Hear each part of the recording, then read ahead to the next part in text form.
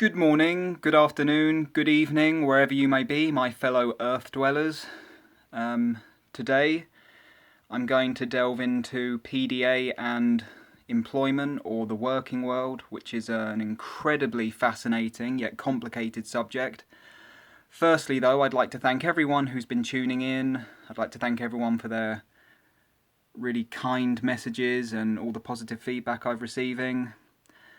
Usually when I make these videos, they're off the cuff, as many of you have probably realised by now, but today I've made a few pointers for this video so I don't just ramble on discursively.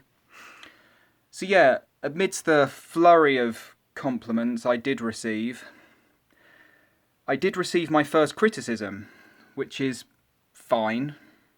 I think that's to be expected really, and if you guys aren't happy about something, or if you feel unsure, or if you feel something I say needs more clarification, then by all means, fire away. You shouldn't scruple to criticise me just because I'm PDA. Criticism is something I'm working on, so I welcome it so that I can better deal with it. Just expect a bitter retort from me. Just expect me to snap back. Joking. I'm not going to do that. So, the criticism was... Wait, let me just get my spectacles on. Perhaps a little self-indulgent in response to the first video, which has by now received nearly 2,000 views. So, yeah, thanks again for that. I wasn't expecting that at all, but there you go. So, self-indulgent. Yeah, I guess so. Like, people with PDA, we can come across as narcissists, but empaths at the same time. You know, and both of those qualities propelled me towards blogging in the first place. And they do go hand in hand in this situation, in this circumstance. So self-indulgent, yeah, like, I kind of agree with you in a lot of ways. I mean, I find it hard to see how a video about me and how I feel about my experiences can be anything but self-absorbed, but there you go, you know, if it's too much, if the narcissism is too much, then I'll work on it, so apologies. But yeah, you're going to have to expect a bit of that. There's another point I wanted to address. Someone commented, could you possibly say something inspirational to encourage children to go to school, please? You know, I'm not here to make enemies, you know, the complete opposite. I want to bring this little family together, but that comment did annoy me. Because, I mean, firstly, whoever wrote that, you need to work on approaching that kind of thing from the right angle. I mentioned in my previous video about schooling how you shouldn't be looking at trying to mould the child to fit your expectations. You should act as more of a facilitator. You know, if your child has PDA, let them lead the way, because they're going to do it regardless. So you trying to bring them under your control, is just going to completely hinder that process. You know, they're going to lead the way no matter what, but just try and let them gravitate towards whatever it is they're interested in, and then just be there in case they fall, so you can prop them up again.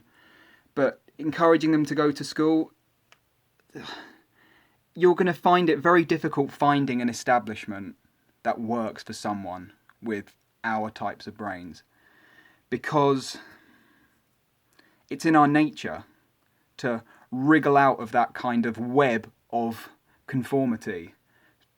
You know, I was forever slipping out of institutions like a bar of soap through the clumsy hands of a toddler.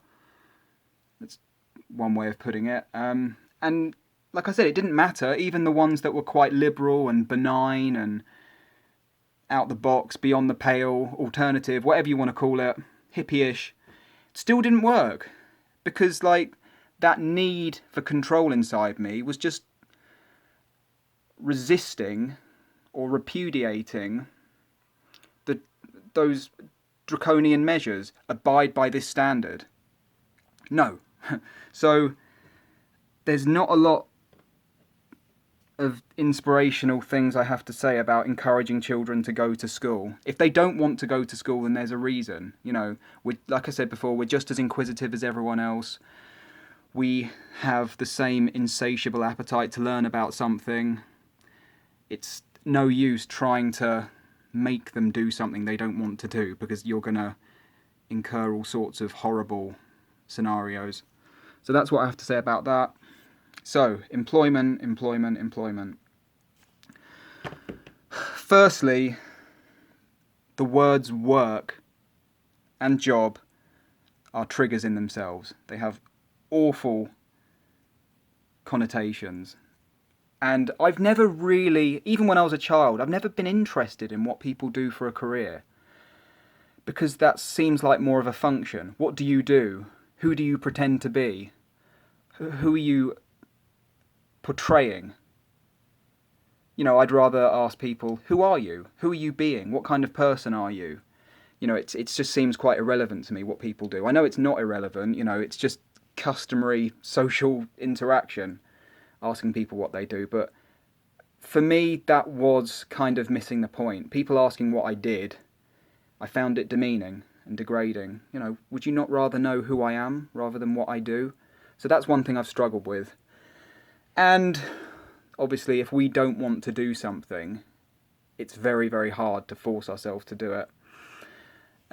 Within the workplace, I can either do it my way, but then I'll get fired, or I can do it their way and try really, really hard. I've tried very hard when working to bend my characteristics, but I can only maintain that for so long before my mental health gets the better of me, before my mental afflictions, maladies prevail over me trying to fit in. Because that's all it is, and that relates to the same point I made about trying to encourage your children to go to school. Essentially what you're doing is you're trying to force them to be something that they're not, so that they can meet your standards or school standards, and it's just not going to work. You know, ideally, I'm not saying I have all the answers, but we should open a discussion about alternatives. You know, what are the alternative ways we can educate our kids? Because we are so caught up and fixated on what the normal thing to do is. Go to school, go to university, get a job, as if it's this tedious conveyor belt of societal expectations, and it should not be approached in that way. I know I sound opinionated, but because I feel very strongly, these are very vehement views I have, because I'm 24 now, I've been to school, I've been to university, I've had a whole array of jobs, and I've kind of found what works and what doesn't work for me. And one thing I've definitely concluded, one thing I can ascertain, is that it can't be approached using like normal ways of approaching things, you know. So yeah, let's think. Working, I got my first job when I was 16, which was gardening. It was just for a day.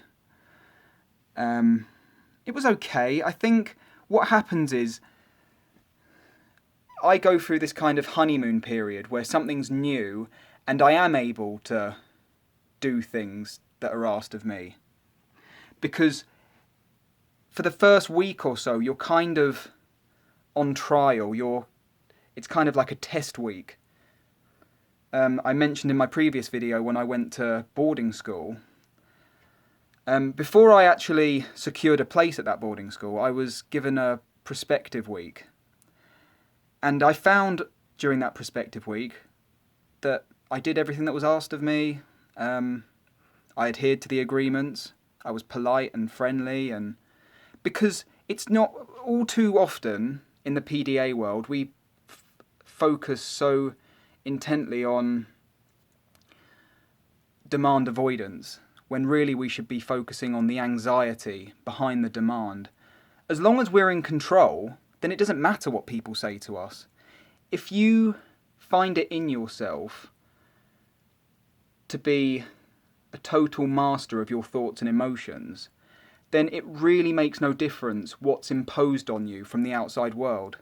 I think Bertrand Russell said that. Whatever is imposed on us from the outside world is of no use whatsoever.